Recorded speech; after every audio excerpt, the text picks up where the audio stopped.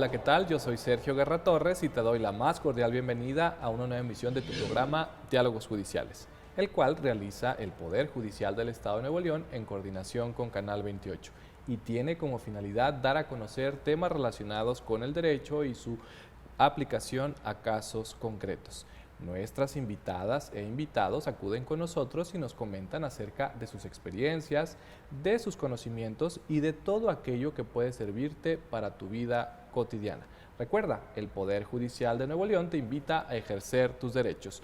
No olvides tampoco seguirnos en redes sociales. Estamos como Poder Judicial del Estado de Nuevo León en Facebook, YouTube, Instagram, Plataforma X y TikTok. También puedes consultar nuestra página de internet en www.pjnl.gov.mx. Ahí encontrarás información relevante que diariamente las oficinas judiciales y administrativas tienen para ti. La puedes consultar y descargar en forma gratuita. Pues bien, en esta ocasión vamos a tocar un tema relacionado con los juicios mercantiles tradicionales. Vamos a tener diversas invitadas a lo largo de este programa que nos explicarán sus etapas, sus formalidades y todos los requisitos que deben cumplirse para llevar a cabo ante una autoridad mercantil una controversia de esta naturaleza. Por principio de cuentas estará con nosotros la licenciada Diana Laura García Canales y si quieres conocer más acerca de su trayectoria profesional y laboral, te invito a ver el siguiente video. Adelante. Diana Laura García Canales es licenciada en Ciencias Jurídicas y maestra en Derecho de la Empresa por la Universidad Regiomontana. Inició su carrera desempeñándose como meritoria en la 13ª Sala Penal y de Justicia para Adolescentes, meritorio en el Juzgado Primero Concurrente, para posteriormente ascender a asistente jurídico en la Unidad de Asistencia Técnica de la Visitaduría Judicial. A partir del 2022 fue designada secretario de la primera instancia adscrita a la gestión judicial del Juzgado de Oralidad Mercantil. Actualmente se desempeña como secretario de primera instancia en el Juzgado Séptimo de Jurisdicción Concurrente del Primer Distrito Judicial en el Estado.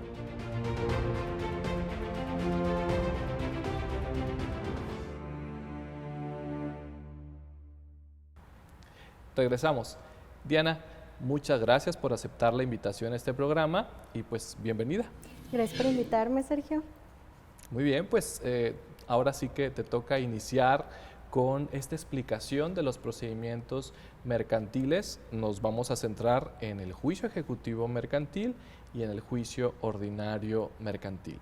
Diana, ¿cuál es el primer contacto que una persona que desea plantear una controversia mercantil tiene frente al juez? Es decir, ¿qué lo pone prácticamente frente a frente con una autoridad mercantil?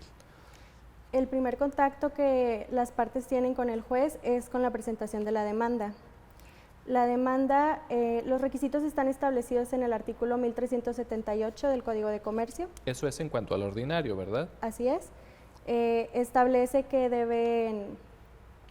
deben estar dirigidas al juez competente. Muy bien. El nombre de la parte actora, el domicilio que señalan para oír y recibir notificaciones. Asimismo establece como obligación para las partes que alleguen el RFC, CURP, identificación oficial. Creo es muy importante que recuerden eso para evitar prevenciones. Muy bien. También deben establecer en la demanda el nombre completo de la parte demandada, el domicilio donde lo van a emplazar, también el valor de lo reclamado, las prestaciones que están reclamando y la narración de los hechos. ¿A qué nos referimos con eso? Es como cuando vas al doctor y le explicas qué es lo que tienes, desde cuándo lo tienes, por qué, para poder llegar a una solución. Y eso tú le vas a platicar a la autoridad mercantil en tu demanda. Así es. Diana, ¿y qué detona un asunto mercantil? Es decir, ¿cómo determinar que mi pretensión me la voy a llevar a juicio ejecutivo o en su caso me la voy a llevar a juicio ordinario mercantil? El juicio ejecutivo mercantil se considera la vía privilegiada porque para promoverlo necesitas un documento que tenga aparejada ejecución. ¿A qué nos referimos con un documento que tenga aparejada ejecución? Que tenga una deuda cierta, líquida y exigible. ¿A qué nos referimos con esto? Que el mismo documento le pueda decir al demandado qué, cuánto, dónde y cómo pagar. Estos requisitos o esas preguntas deben estar contestadas en el mismo documento que trae aparejada ejecución para en su caso plantear este tipo de procedimientos. Pero ¿por qué razón es la vía privilegiada que dices tú? ¿Hay algunas ventajas en el procedimiento que pudiera otorgarle ese calificativo de privilegiado? Claro que sí, el juicio ejecutivo es más rápido que el juicio ordinario. Otra de las ventajas en cuanto a términos, pues es mucho más rápido. La contestación también es un menor tiempo, pero además como trae aparejada ejecución y una deuda cierta, líquida y exigible, pueden considerar promover una providencia precautoria antes de instaurar el procedimiento o hacerlo de manera incidental también. Para, en su caso, embargar bienes. Sí, y garantizar, claro. Muy bien, pues qué interesante saber que existen estas alternativas para presentar ante una autoridad mercantil cualquier pretensión derivada de un adeudo, porque al final de cuentas en materia mercantil lo principal, me parece que un porcentaje considerable son netamente adeudos. Ahora, me llamó la atención hace un momento que tú señalabas, si no acompañan esto, se les va a prevenir. Entonces, ¿en qué casos o cuáles serían esos escenarios en que la autoridad recibe una demanda? Es decir, la tiene en su poder, la revisa y ¿qué puede dictar la autoridad para tener por recibida esa demanda? La autoridad puede dictar auto de admisión o puede prevenir la demanda o puede desecharla de plano. Muy bien. Entonces, son 3 autos que en su caso puede dictar la autoridad para, si es admitirla, ¿qué hace, por ejemplo, en el Ejecutivo? En el Ejecutivo lo que haría es asumir la competencia, es ordenar notificar al demandado, concederle el término para dar contestación, ordenar que se le gire traslado, que se le corra traslado de los documentos que la parte actora allegó precisamente para que esté en aptitud de dar contestación. Muy bien. Eso es en cuanto al Ejecutivo. Así es. Y una prevención en un Ejecutivo mercantil, ¿nos podrías poner un ejemplo de alguna cuestión? Un ejemplo podría ser eso, que no hayan allegado el RFC de la parte actora o que haya inconsistencias de lo que está escrito en la demanda con el documento base de la acción. Entonces, la autoridad mercantil revisa anticipadamente la demanda y detecta posibles errores. Si encuentra errores, previene a la parte actora para que los corrija. Así es. Y Diana, tú dijiste desecharla de plano. ¿En qué casos desecharía de plano una autoridad mercantil una demanda de esta naturaleza en un juicio ejecutivo, por ejemplo? En un juicio ejecutivo podría desecharla. Un ejemplo es que falte la firma en la demanda. Claro que ahí no hay consentimiento de quien redacta la demanda, ¿verdad? También que el documento que están acompañando a su demanda ejecutiva no traiga aparejada ejecución, ese sería un motivo de desechamiento. Muy bien. Asimismo, la cuantía también podría ser un motivo de desechamiento. Porque cada año en materia mercantil varía la cuantía y hay que tener en cuenta que pues esto es motivo de alerta, ¿no?, para las personas que presentan este tipo de procedimientos. Así es. Y bueno, si no se ubica dentro de los supuestos de cuantía, se desecha de plano. Y el desechar de plano implica que ya se acabó el procedimiento. O existe la participación del demandado, por ejemplo. No se le llegaría a notificar. Se dejan a salvo los derechos de la parte actora para que los haga valer en la vía correspondiente. Muy bien. Ahora, Diana, nos hemos centrado en el procedimiento ejecutivo mercantil. Tú nos has dicho que pues, el primer contacto con la autoridad es la demanda.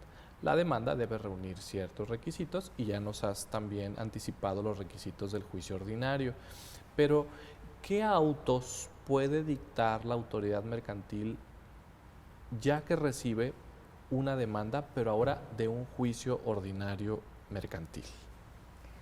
De igual manera, podría admitirla, prevenirla o desecharla. Y son los mismos motivos que tú nos has señalado, es decir, si la admite es porque considera que está ajustada a derecho, si la previene es porque quizá hay algún error que sea motivo de corrección, y Sí. si la desecha es porque no se actualiza pues algún tema, por ejemplo, de competencia por cuantía, ¿también es el mismo supuesto? Sí, así es. Muy bien. Diana, bueno, me queda claro que existen reglas que deben cumplirse para el trámite de los procedimientos, todos, pero en este caso nos estamos centrando en un procedimiento ejecutivo mercantil y en un procedimiento ordinario mercantil. A manera de pues, sugerencias y aspectos que deban considerar las personas que tienen una controversia mercantil por resolver, ¿qué recomendarías tú para que sus demandas vayan, pues al menos presentadas de forma correcta y no se motive la expedición de una resolución de prevención o una resolución de desechamiento? ¿Qué nos podrías decir sobre eso? Yo creo que uno de los factores más importantes es revisar la cuantía, asimismo la materia de que el juez al que le estás presentando la demanda vaya a ser competente. También es muy importante revisar que cuando ponemos cantidades en letra y número que coincidan. Es decir, que sea lo mismo que pusiste en número que en letra. Que en la letra, sí. También que los hechos de la demanda coincidan con lo que tienes en el documento base de la acción. También ser muy claro con los domicilios que señalamos para la parte demandada para poderlo emplazar correctamente. Y hay entre los documentos que deban presentar, aparte de lo que nos señalabas del RFC, el CURP, la identificación oficial, ¿hay otros documentos que puedan presentarse en estas demandas, tanto de ordinario como de ejecutivo? Claro, pueden presentar los documentos que consideren que pueden probar los hechos que están pretendiendo. Es decir, no hay una especie como que de limitación para presentar pruebas en estos procedimientos, tanto en el ejecutivo como en el ordinario. No, tendrían que tener nada más relación con la litis, con lo que están planteando, precisamente con el motivo del adeudo que estás reclamando ahora. Sí, porque al menos en el juicio ejecutivo, pues lo que importa de forma especial, pues es el documento que trae a pareja de ejecución. Entonces, pues ese propio documento debe justificar, como tú lo señalabas, la deuda cierta, líquida y exigible, y la autoridad pueda determinar que el demandado supo dónde pagar, cómo pagar, cuánto pagar y cómo pagar. Diana, ahora, el tema de la defensa, es decir, estar asesorado de una persona abogada, ¿es trascendental que las personas que, por ejemplo, nos están escuchando en este momento puedan acercarse a un abogado o abogada para redactar su demanda, o ellas mismas podrían hacerlo, por ejemplo? Ellos mismos podrían hacerlo mientras cumpla con los requisitos que marca la ley. Los establece el Código de Comercio o los códigos supletorios como el Federal de Procedimientos Civiles, el Código de Procedimientos Civiles del Estado de Nuevo León. Y al final de cuentas, esta asesoría o defensa técnica, pues me pareciera que se realza sobre todo para cumplir estos formalismos, ¿no? Pues quién mejor que un abogado para decirte exactamente seguir paso 1, paso 2, paso 3 y así detonar pues quizá el acceso a la justicia, ¿no? Porque ¿qué participación tiene la autoridad en estos procedimientos? Es decir, ¿es una participación oficiosa? ¿Puede de alguna manera suplir la queja de la parte actora, de la parte demandada? ¿Qué posición asume una autoridad en este tipo de asuntos? En materia mercantil, la autoridad está atada a lo que las partes promueven y lo que las partes establecen. Entonces, sería un poco difícil decir que podemos actuar de oficio en cualquier situación. En situaciones en las que las personas se encuentran en estado de vulnerabilidad, sí podríamos velar por sus derechos. de manera oficiosa. Como por ejemplo algún adulto mayor en estado de vulnerabilidad, Así es. algún menor de edad, alguna persona con discapacidad. Ahí Sí. sí la autoridad podría intervenir de oficio. Es decir, de oficio es que la autoridad lo haga sin necesidad de que nadie le diga, Así ¿verdad? es. Y a petición de parte es de que la autoridad necesita una petición expresa para que pueda actuar en consecuencia. Sí, así es. Muy bien, Diana, pues nos has explicado esta fase preliminar, inicial de los procedimientos mercantiles, tanto ordinarios como ejecutivos, que son herramientas que las personas tienen a su disposición para presentar pues controversias derivadas de estos títulos ejecutivos que tú ya señalaste qué características deben reunir, o simplemente una cuestión que sea apremiante para el juicio ordinario. Muchas gracias por estar aquí con nosotros.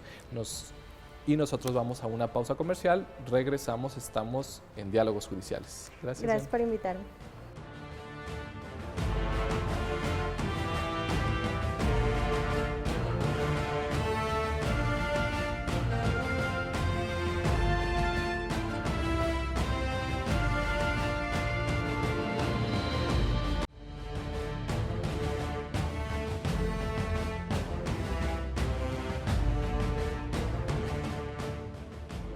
Regresamos a Diálogos Judiciales. Recuerda, estamos transmitiendo por la señal de Canal 28. Dando continuidad al tema sobre juicios mercantiles tradicionales, está ahora con nosotros la licenciada Mónica Adriana Aguilar Martínez. ¿Quieres conocer más acerca de su trayectoria profesional y laboral? Te invito a ver este video. Adelante. Mónica Adriana Aguilar Martínez. Es licenciada en Derecho y Ciencias Sociales por la Facultad de Derecho y Criminología de la Universidad Autónoma de Nuevo León. Inició como escribiente del Juzgado Primero Civil del Primer Distrito Judicial en el Estado y posteriormente como escribiente del Juzgado Cuarto Civil del Primer Distrito Judicial. Actualmente se desempeña como secretario de primera instancia del Juzgado Séptimo de Jurisdicción Concurrente del Primer Distrito Judicial del Estado.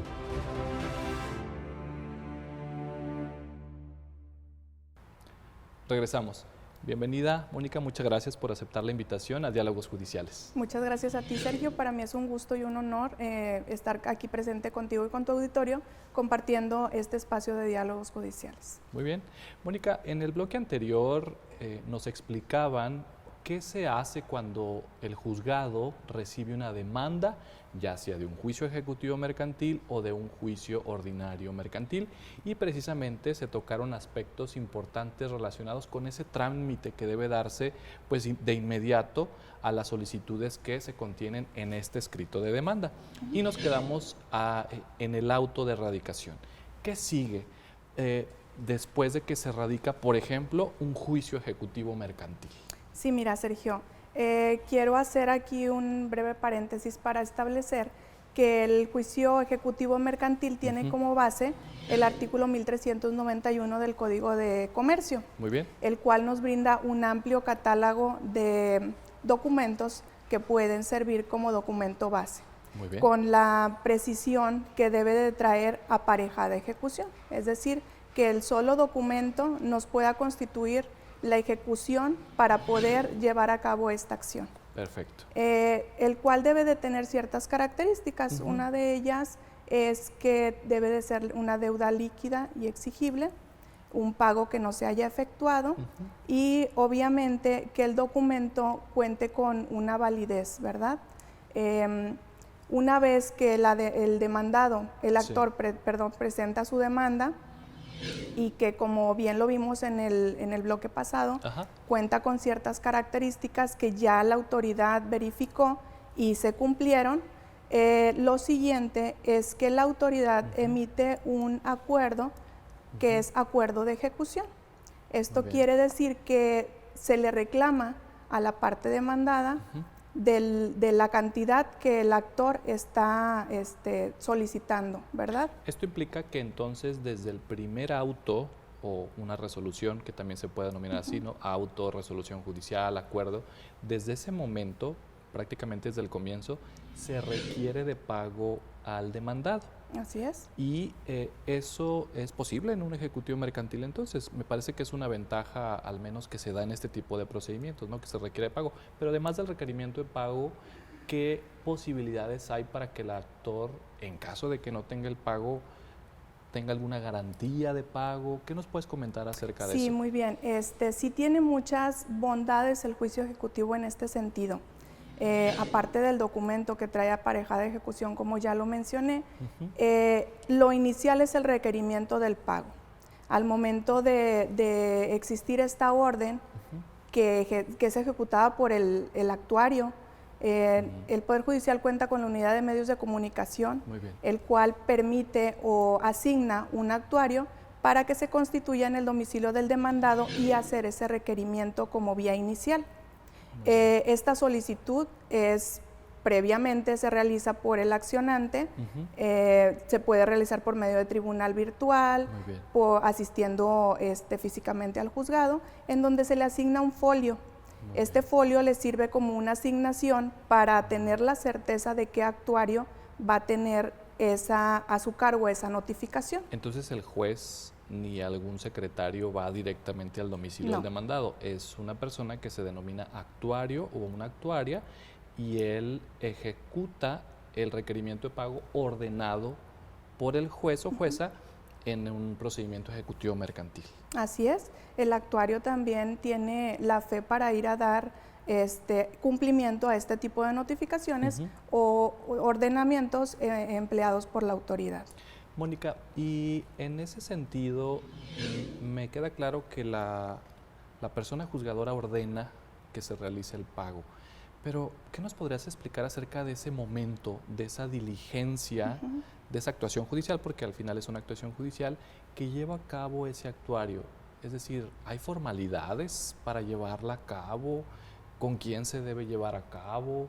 Me imagino que principalmente con el deudor, pero ¿qué nos puedes comentar acerca de eso? Claro que sí, el actuario al momento de constituirse en el domicilio del demandado, lo principal que tiene que tener como objetivo es que busca a quién es a la persona que busca, a quién se le va a realizar este reclamo, ¿verdad? Esta diligencia que él realiza debe de tener ciertas características que la ley establece. Una de ellas es la identificación de la persona con la cual se está entendiendo la diligencia, el cercioramiento con el dicho de dos vecinos. Que sería el cercioramiento del domicilio. Ajá, el cercioramiento del domicilio. Muy bien. Y para el caso de que se entienda con la persona y esta persona no quiera identificarse en el momento con una credencial, con una identificación, el actuario lo que realiza es la descripción de la persona, de los rasgos físicos, la media filiación. Con eso ya se asegura de que la persona se encuentra identificada. También se le requiere en el momento de la diligencia de la firma del acta, de la constancia que se realice, y pues en caso de una negativa se establecen los motivos por los cuales la persona no quiere identificarse o firmar en ese momento. Entonces, la actividad que debe ejecutar un actuario al momento de prácticamente tocar la puerta del demandado deudor, en este caso no es arbitraria, o sea, debe seguir formalidades establecidas en el Código de Comercio, como tú nos señalabas, y dónde debe plasmar esas formalidades que cumplió, es decir, con el simple dicho del actuario de que fue a tocar la puerta, o es necesario como que alguna prueba para que se verifique exactamente si se siguieron o no esas formalidades. Eso queda en la diligencia, en la constancia. ¿Es un documento? Es un documento en el que básicamente se establecen las características del expediente, número de expediente, nombre del actor, nombre del demandado, qué es lo que se le está requiriendo. En el momento de realizar la diligencia, se le hace sabedor a la parte demandada del por qué se le está llamando a juicio. Muy bien. Se le da lectura del auto que tiene esta orden, se le corre traslado de los documentos que fueron allegados como documento base y del cual se le está requiriendo del pago. Se le muestra en el momento la copia certificada del documento que constituye un acto ejecutivo y por el que se le requiere del pago. ¿Qué es correr traslado? Es proporcionarle a la contraparte, en este caso a la parte demandada, mostrarle, dar a conocer los documentos que fueron allegados dentro de la demanda. Muy bien. Así no se está dejando en un estado de indefensión, se le está comunicando y se le está haciendo del conocimiento de todas las características por las cuales se les está llamando a juicio. Perfecto, entonces vamos avanzando en el trámite del juicio ejecutivo mercantil. Tú nos señalabas, es requisito fundamental que estemos en presencia de un título que traiga a pareja de ejecución. Ese título que trae a pareja de ejecución contiene una deuda cierta, líquida y exigible, y esa deuda va a ser motivo de requerimiento inicial desde el primer momento en que la autoridad, en este caso un juez o una jueza, admita trámite este procedimiento. Tú nos dices, acude el actuario al domicilio del deudor, lo busca, lo identifica, se cerciora de que sea su domicilio y en ese momento inicia la diligencia de requerimiento de pago. Y si no paga en ese momento el deudor, ¿qué sigue? En la práctica, en ocasiones, muy contadas ocasiones, se da el supuesto de que la persona pague en el acto, pero cuando no sucediera de esta forma, se le otorga el derecho para que señale bienes para embargo, Muy bien. que cubran la cantidad que se le está reclamando. Cualquier tipo de bienes. Sí. Puede ser un vehículo, puede ser una casa, en ese momento, si la persona se niega a realizar este señalamiento de bienes, tal derecho pasa a la parte actora. Entonces, la parte actora tendrá derecho de señalar bienes para embargo, propiedad del deudor. Sí, así es, de los que sean susceptibles de embargo. Este derecho que tiene la parte actora puede hacerlo en el momento o puede reservarse hasta después de la sentencia definitiva. En cualquier parte del procedimiento lo puede realizar. Pues me parece que es una ventaja interesante que en el juicio ejecutivo mercantil desde un inicio se requiera de pago al deudor y si no paga se embarguen bienes. Pero me llama la atención este embargo de bienes. En sí, ¿qué implica que se tenga por embargado un bien? Tú nos acabas de decir, se puede embargar un vehículo, un inmueble, cualquier cosa que sea propiedad del deudor demandado, pero ¿cuál es el efecto que tiene un embargo? Este efecto que tiene es el garantizar la cantidad adeudada hasta el tanto se llegue a una sentencia condenatoria o en su caso absolutoria, y donde para el caso de que no se acredite que el documento era completamente válido o ejecutivo, sería una sentencia absolutoria en cuestión de levantamiento de embargo. Ahí ya se cubre con esa proporción que tiene la garantía que se le está otorgando, en este caso a la parte actora, para que en su momento él tenga garantizado ese pago hasta en tanto se dé cumplimiento con la terminación del procedimiento. Muy bien.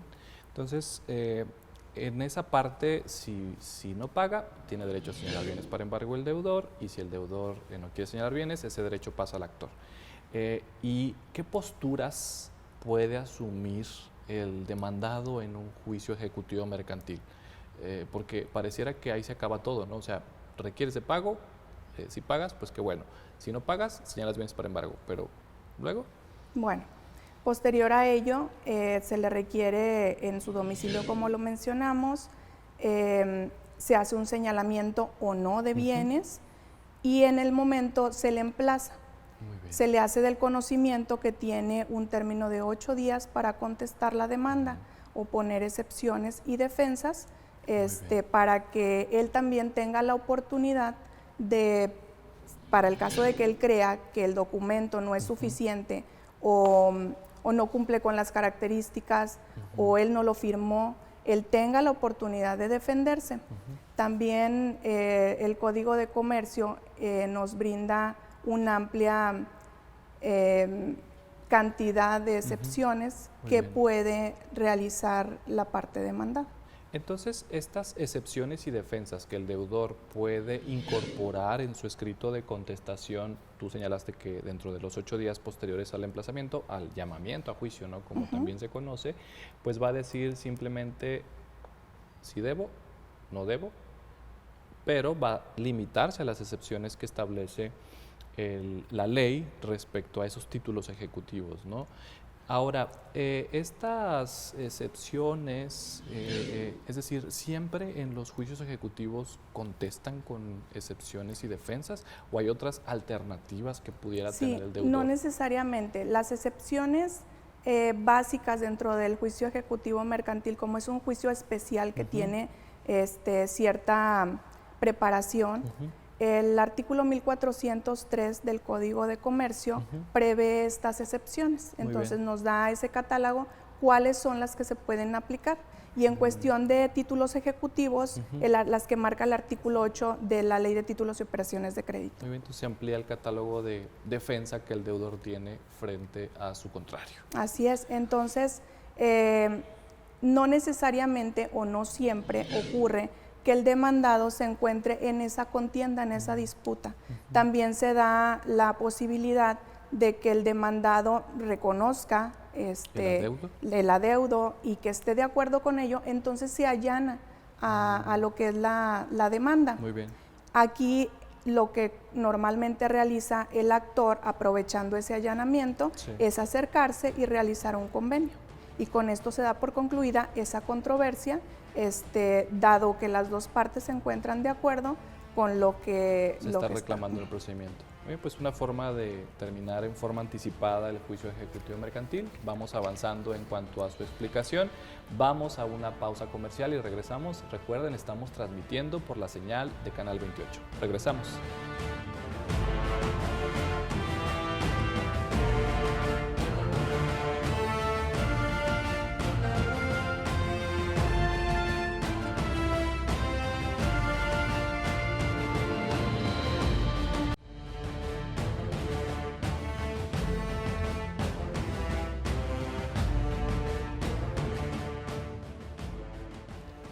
Regresamos a Diálogos Judiciales. Estamos transmitiendo por la señal de Canal 28. Recuerda seguirnos en redes sociales. Estamos como Poder Judicial del Estado de Nuevo León en Facebook, YouTube, Instagram, Plataforma X y TikTok.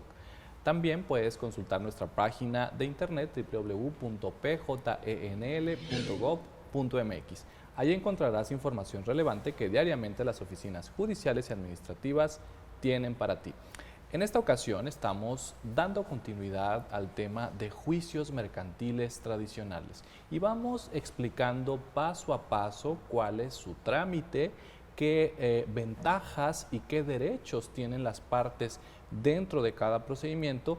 Y en este momento la licenciada Mónica Adriana Aguilar Martínez nos ha estado señalando los puntos y los aspectos relevantes del trámite de este juicio ejecutivo mercantil una vez admitido a trámite.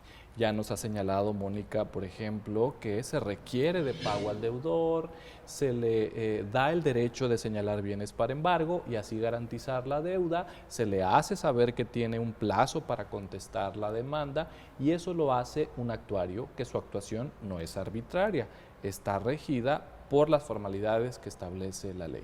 Tú señalaste que dentro de esos 8 días el demandado en forma limitativa puede oponer ciertas excepciones. Ya ha señalado cuáles son. También creo que es algo importante recalcar que se puede llevar a cabo un convenio. Es decir, la posición que un demandado debe tener en un juicio de esta naturaleza no siempre va a ser de contienda, ¿no? Creo que está en toda su amplia gama de posibilidades para convenir con su contraparte. Ahora, ¿qué sucede si no se presentan estas pláticas conciliatorias? El juicio continúa y nos quedamos, por ejemplo, en el escrito de contestación. Se presenta el escrito de contestación y ¿qué hace la autoridad con ese escrito de contestación? Al escrito de contestación, de igual forma que en la demanda, se establece si cumple con los lineamientos y los requisitos, ¿verdad? Para que sea admitida. Una vez admitida la contestación, de esa contestación se le dará vista a la parte actora para que el término de 3 días oponga o dé contestación a las excepciones que el demandado formuló. Muy bien. Una vez pasado las vistas, de acuerdo al artículo 1401, se procede a lo que es la etapa probatoria. Muy bien. Es decir, aquí se establece el periodo en el que se analizarán las pruebas, se admitirán para el caso de que cumplan con los requisitos establecidos por la ley y se procederá a la calificación de las mismas, mandando prepararlas, señalando una fecha y una hora para su desahogo, las que requieran un desahogo especial, como lo son la prueba confesional, la prueba testimonial, por decir unos ejemplos. Mónica, y me llama la atención lo que tú señalas de que pruebas dentro del periodo probatorio, tanto la parte actora como la parte demandada pueden ofrecer pruebas, pero esas pruebas, ¿qué finalidad tienen dentro del procedimiento? Las de la parte actora por un lado y las de la parte demandada por otro. La finalidad que tienen las pruebas ofrecidas por la parte actora, pues es robustecer los hechos que ella menciona, ¿verdad? Lo que se reclama. En sí el título ejecutivo pues tiene una fuerza legal porque está revestido de una validez. Muy bien. Sin embargo, existen pruebas que pueden darle esa fuerza para que al final el juzgador tenga más elementos para llegar a una conclusión favorable según sus pretensiones. En este caso sería para el actor, ¿verdad? Para el actor. Porque, por ejemplo, bastaría con exhibir como prueba ese documento ejecutivo y pues por sí mismo hace las veces de prueba preconstituida, ¿no? Como comúnmente se conoce. Pero el demandado, ¿qué pruebas podría ofrecer en el juicio ejecutivo mercantil para destruir lo que tú señalaste hace unos momentos, esa validez del juicio, del título ejecutivo? Podría ofrecer la prueba pericial para el caso de que alegara que la firma de un documento pues no fue puesta de su puño y letra. Con esta prueba estaría desvirtuando lo que se le está reclamando. Entonces es muy común que se utilice en la práctica este tipo de probanzas para dar continuidad al proceso y trastocar lo que el actor está reclamando. Y ahora me parece también importante lo que tú señalaste hace unos momentos de que la autoridad califica las pruebas y las prepara. ¿A qué te refieres con calificar pruebas? Esto se realiza primeramente en un periodo de 15 días. Dentro de los 15 días se preparan estas pruebas, se califican, la ley establece ciertas características que debe de tener la prueba. Cada prueba. La prueba confesional, la prueba testimonial. La prueba testimonial es una declaración de terceras personas que tuvieron conocimiento de los hechos, que estuvieron presentes al momento de la firma del acto, que presenciaron varias cuestiones que van a constatar y van a reafirmar lo que en los hechos se esté estableciendo. La preparación conlleva que se establezca una fecha para que se desahoguen dichas pruebas. Por ejemplo, una prueba confesional, la fecha establecida, se van a analizar los pliegos de posiciones que se hayan ofrecido por las partes, o bien la prueba de declaración de parte, ¿verdad? La prueba testimonial, de igual forma, se van a llevar a cabo o se van a atender las preguntas o el interrogatorio que se hubiera ofrecido. La prueba indubitables que se ofrecen también en la pericial, ¿verdad? En la pericial, para determinar si las firmas coinciden o no con el documento base, y que el perito tenga la oportunidad de analizarlas y de rendir un dictamen que sirva como sustento a lo que se esté reclamando o a lo que se esté defendiendo, para el caso de que sea el demandado el que la ofrezca.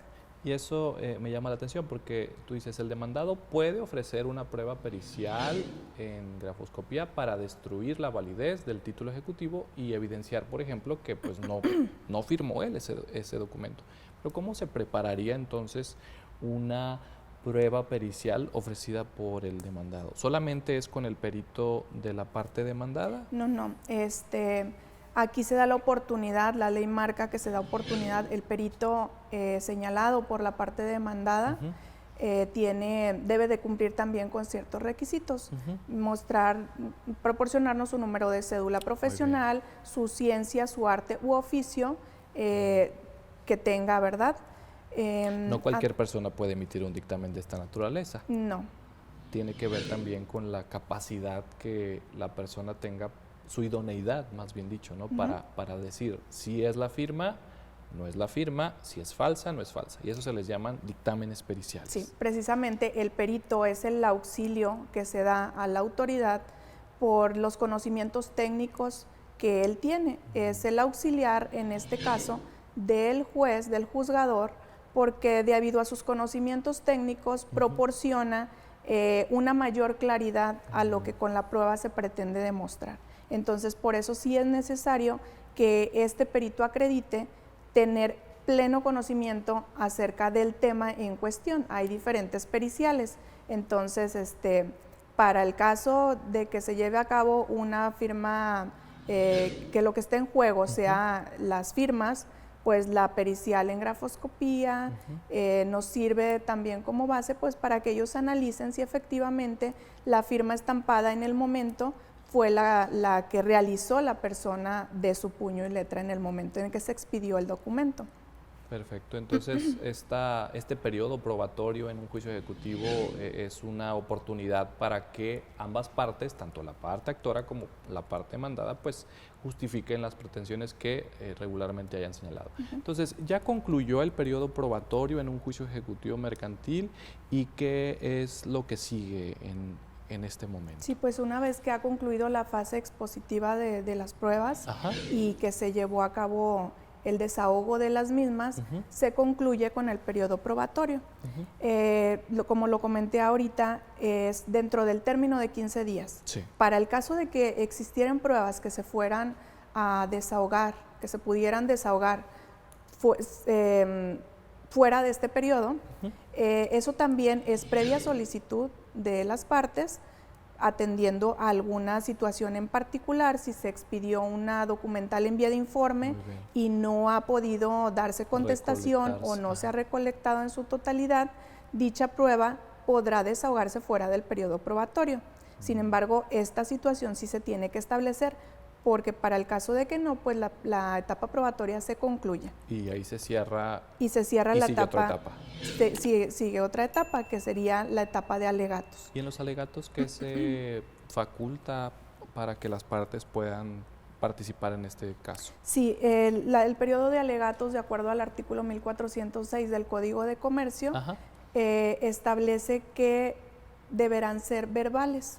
Recordemos que los alegatos son los argumentos lógico-jurídicos que las partes exponen al juzgador para hacerle del conocimiento de que tanto sus pretensiones como sus excepciones opuestas, el por qué tienen que llegar a un resultado culminatorio con la sentencia. Muy bien. Recordemos que en la reforma del 25 de enero del 2017, a partir de ahí los alegatos se realizaron de forma verbal.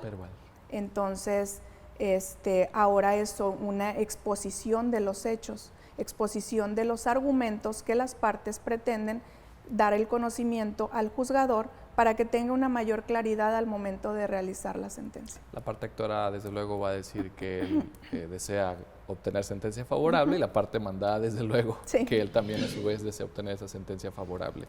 Entonces, el juicio ejecutivo mercantil de alguna forma brinda una oportunidad a las partes para que ambas justifiquen sus pretensiones de acuerdo con lo que tú nos has señalado. Entonces nos quedamos hasta alegatos en el juicio ejecutivo mercantil. Ahora, ¿qué nos puedes comentar acerca del juicio ordinario mercantil? ¿Cuáles serían las diferencias sustanciales entre el ejecutivo por un lado y el ordinario por otro? Claro que sí. El juicio ordinario, a diferencia del ejecutivo, al momento de que se analiza la demanda por el juzgador, si se cumplen con los requisitos establecidos por la ley, emite un auto, en este caso no de ejecución, como en el ejecutivo. En el ordinario únicamente se realiza una radicación, es decir, una admisión de la demanda donde previamente se calificaron que cumpliera con los requisitos establecidos por la ley y que tuviera todas las formalidades. Muy bien. Y también tenemos, por ejemplo, plazo para contestar, tenemos periodo probatorio y alegatos.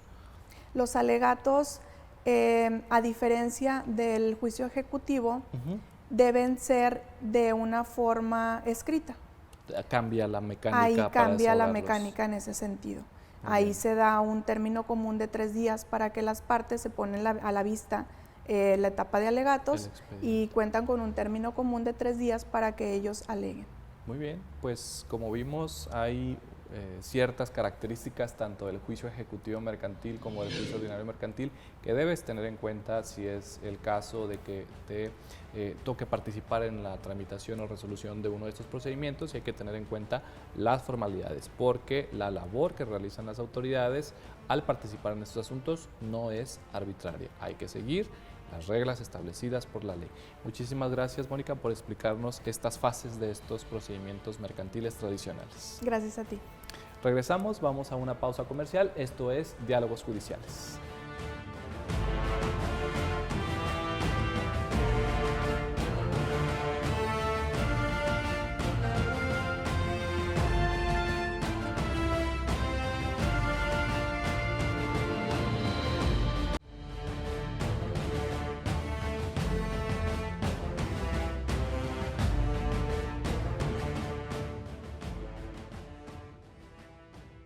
Regresamos a Diálogos Judiciales. Recuerda, estamos transmitiendo por la señal de Canal 28. Dando continuidad a lo que hemos venido señalando respecto al procedimiento, respecto al trámite de los juicios mercantiles tradicionales, ahora nos toca que la licenciada Blanca Elizabeth Garza Rodríguez nos comente respecto a la ejecución tanto de las sentencias como de los convenios. ¿Quieres conocer más acerca de su trayectoria profesional y laboral?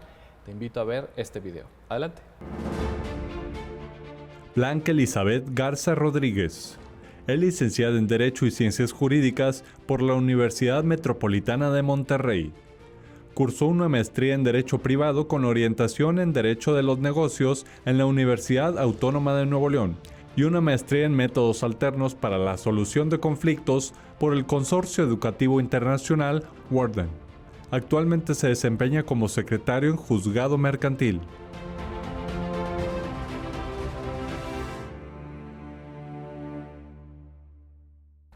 Regresamos. Blanca, muchas gracias por aceptar la invitación. Bienvenida a Diálogos Judiciales. Muchas gracias. Encantada de estar aquí contigo, Sergio, y con tu auditorio. Muy bien, pues a lo largo de este programa, Blanca se ha estado poniendo sobre la mesa el trámite de un procedimiento mercantil, tanto ejecutivo como ordinario. Desde luego son procedimientos tradicionales, no orales, que tienen a disposición las partes para presentar sus pretensiones. Ahora, ¿qué nos puedes decir acerca ya de la recta final de este tipo de procedimientos? Es decir, cuando, por ejemplo, terminan ya sea por sentencia definitiva, por convenio, ¿qué nos puedes comentar acerca de esto? Claro que sí, Sergio, con mucho gusto. Mira, en los juicios tienen diferentes formas de terminarlo. Okay. Pueden ser por caducidad, que es con la simple inactividad de las partes por el desinterés de continuar con el juicio. Muy bien. Y también por medio del desistimiento.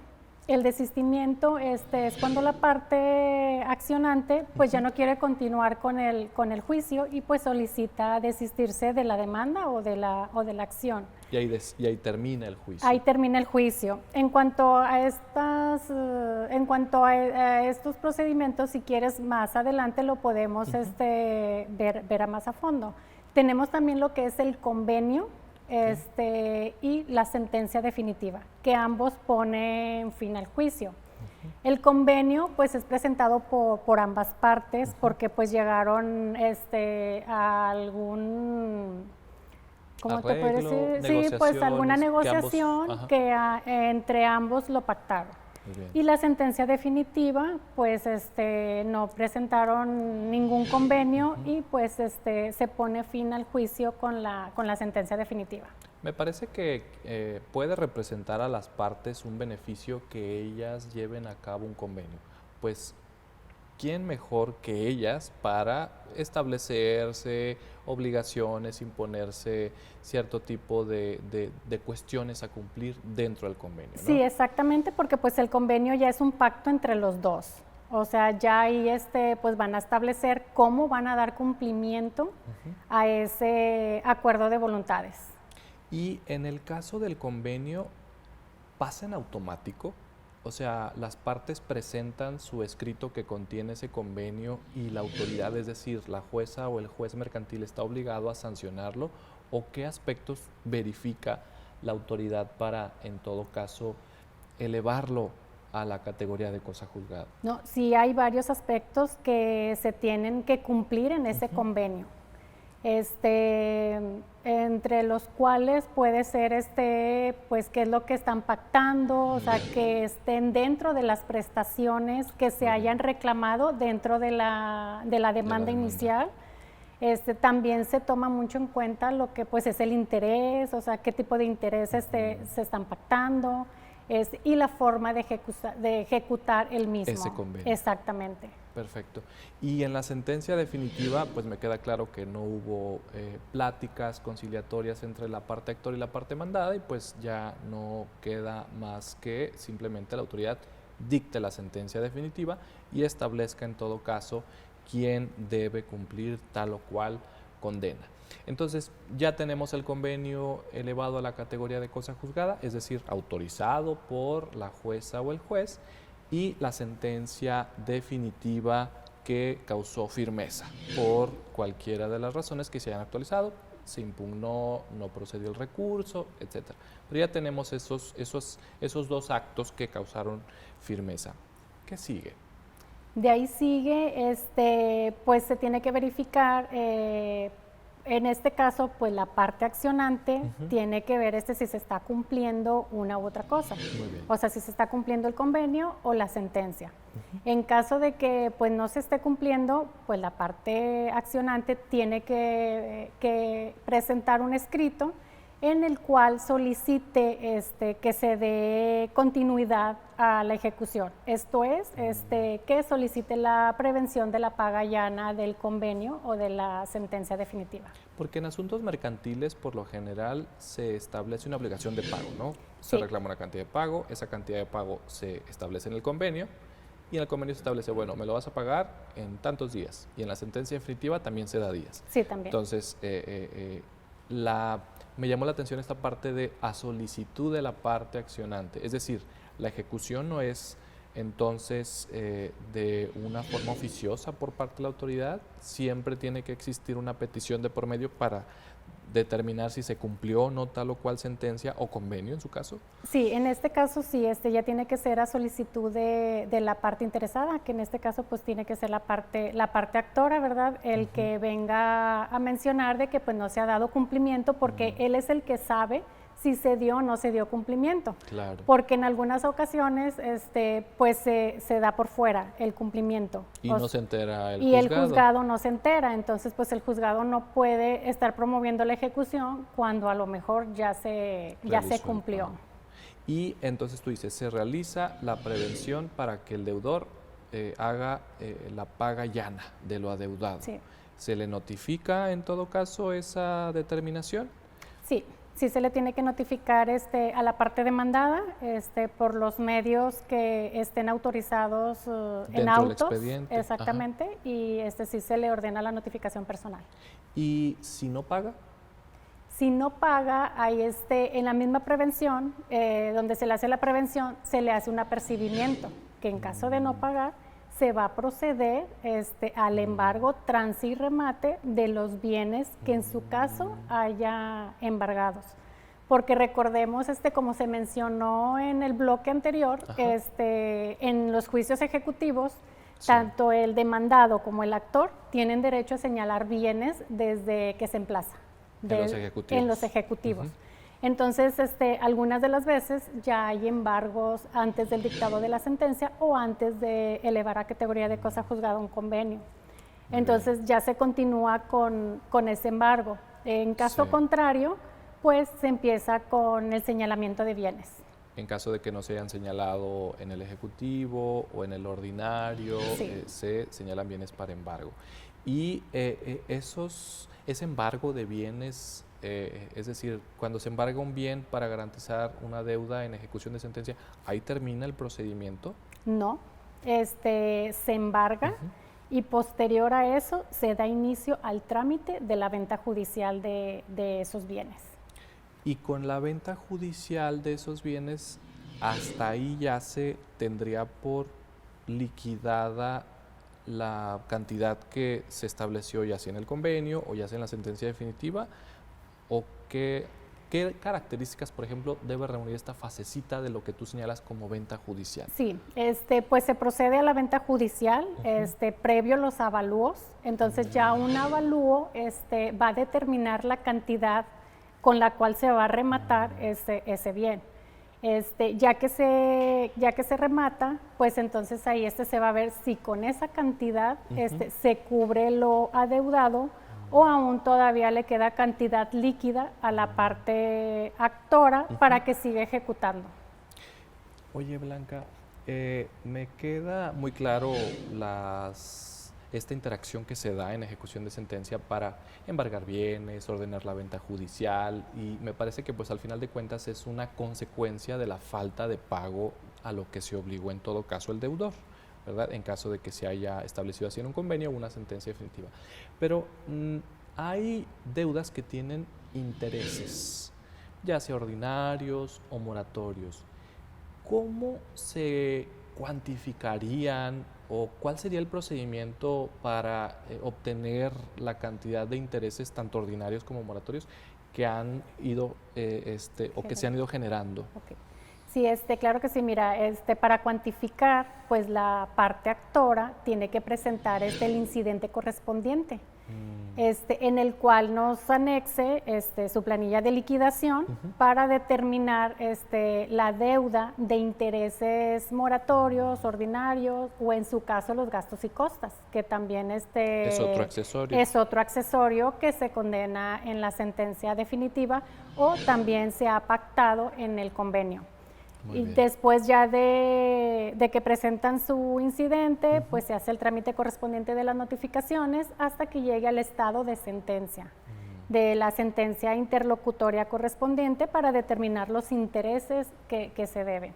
Y sobre eso pues sigue la ejecución de la sentencia todavía. Entonces, la cantidad que contenga la sentencia definitiva o en todo caso el convenio, se le va a sumar las cantidades que vayan surgiendo con motivo ya sea de los intereses o de los gastos y costas. Pero ¿hasta cuándo se detendrían, por ejemplo, los intereses? Los intereses se van a detener hasta que se concluya con el pago.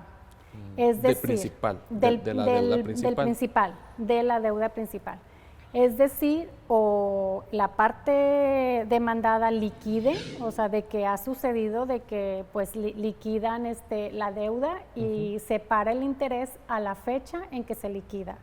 También la otra forma es de que si con algún remate, o sea, que ya haya sucedido, haya tenido el valor del remate sea mayor, a la deuda. A la deuda, entonces se va cubriendo hasta llegar a la cantidad líquida y hasta ahí va a parar la condena en intereses. Sí.